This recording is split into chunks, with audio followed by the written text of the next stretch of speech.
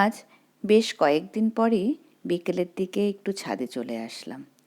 অসময়ে কদিন ধরে হচ্ছে, আর আমারও এতটাই ব্যস্ততা চলছে যে ঠিক সময় করে উঠতে পারছিলাম না।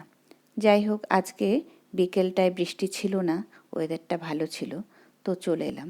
তো এসে দেখছি এই নিম গাছটা একটু ছড়িয়ে গেছে, তো এটাকে একটুখানি বেঁধে দিলাম, নইলে পরে একদম শেপটা খুব বাজে হয়ে যাবে।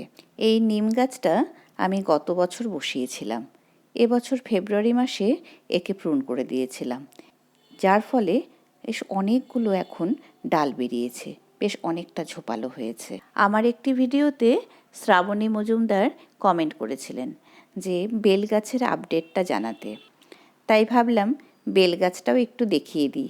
এবছর একেও কিন্তু আমি একটু প্রুন করে দিয়েছিলাম, আর তারপরে এই যে অনেকগুলো ব্রাঞ্চ বেরিয়ে বেশ ঝোপালো হয়েছে, নতুন পাতাও বেরিয়েছে, বেশ সুন্দর এখন, মানে ঝোপালো এবং সবুজ।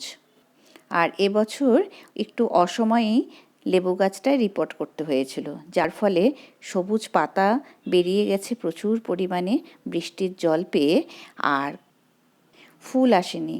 তো আজকে দেখছি কয়েকটা ফুলও এসেছে। এই ছিল আমার আজকের ছাদ বাগানের আপডেট। দেখা হবে আবার পরের ভিডিওতে।